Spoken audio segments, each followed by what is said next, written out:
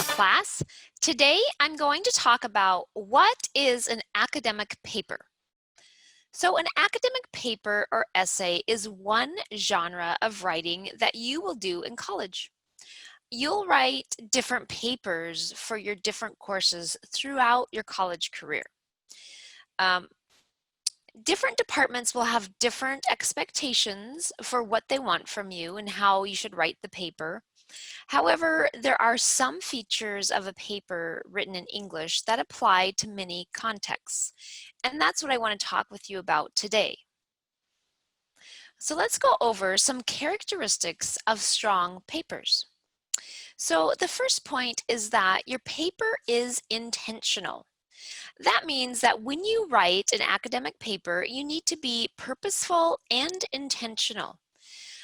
This means that everything you include in your paper needs to be carefully planned, organized, and written. When you write, you're going to take time to brainstorm, draft, review, revise, and of course edit your final paper.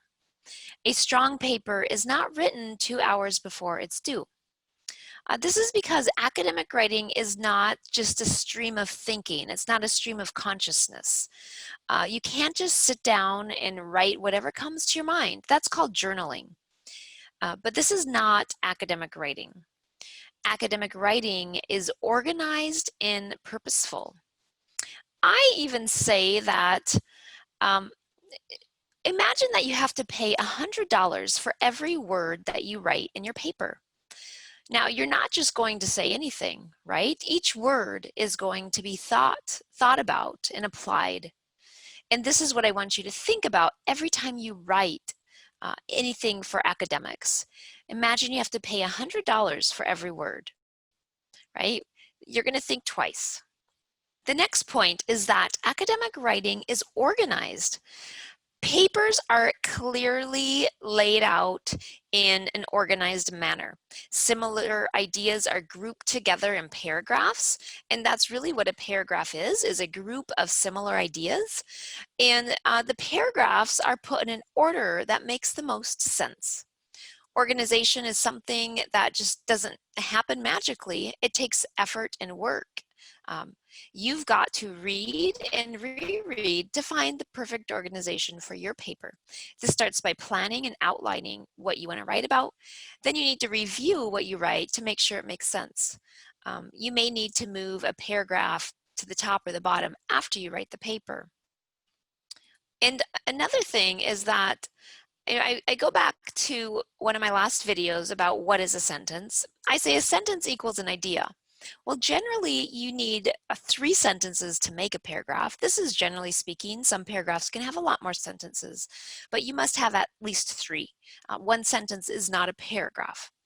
So you can estimate that a paragraph equals about 3 or 4 ideas. And like I said before, you're going to group your ideas into different paragraphs. If you change your point or change your idea, it's going to be the next paragraph. So once you hit about 12 to 20 different ideas, you can then create your academic paper. And now these ideas, these points must be presented in a logical manner. So again, it's all about how you intentionally organize these ideas. And usually we have the topic sentence followed by supporting details and so on. These thoughts must be presented in an organized manner. Also, I want to add that sometimes I get a lot of students that say, I just don't have any thoughts or ideas about this particular subject. And I tell them that most likely they do have some opinions, but they just haven't done enough research on the topic to be able to form their own opinion. So I ask them to do a little more research and read more articles about the topic being discussed. And then most likely your own opinion will come. This process is called the ability to think critically, and it's very pertinent to everything you do in college. And it's a skill you must develop. I actually will create a whole video on this topic because I feel like it's very important. Critical thinking often relies on the ability to walk down a path of theoretical thinking. And this then requires you to analyze and evaluate information that you've gained from research and reading. And then you want to apply these principles in how you believe or how you take action. And that's kind of the cycle of how what it takes to think critically. Also, another note on organization, maybe you've heard of this, you want to try to go full circle. It's called the full circle model of writing. That means a good paper often will refer back to the introduction. The conclusion makes a full circle back to the introduction. And you often see this full circle model in presentations and speeches. There's something about always going back to that beginning point that kind of just wraps up that paper. Another metaphor comes to mind about a conclusion, and that is a gift with a ribbon on top. And that's kind of what a good conclusion is. It's after you've created this gift, you want to present it beautifully, and that last ribbon on the top just makes your paper beautiful. So that's what a good conclusion does. In another video, I do go into detail about writing the introduction, body, and conclusion. So stay tuned for that. My last point is that academic writing in English is very direct. What this means is that you want to write about what is essential to your topic and avoid writing about the unimportant details or tangents that don't really support or explain your idea. And this can be difficult for all of us. We all go on rabbit trails, and this is what you want to avoid.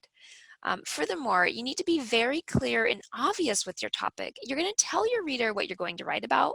You're going to write about it, and then you're going to tell your reader what you wrote about. Now, I don't mean to actually write in a paper that today I'm going to write about. I get lots of papers like that. You never want to say I'm writing about blah, blah, blah. You also don't want to thank me for reading your paper or tell me this is the conclusion. This kind of stuff is obvious. That is what I have for you in this video about what is an academic paper. Stay tuned for more videos to come. Thanks for watching.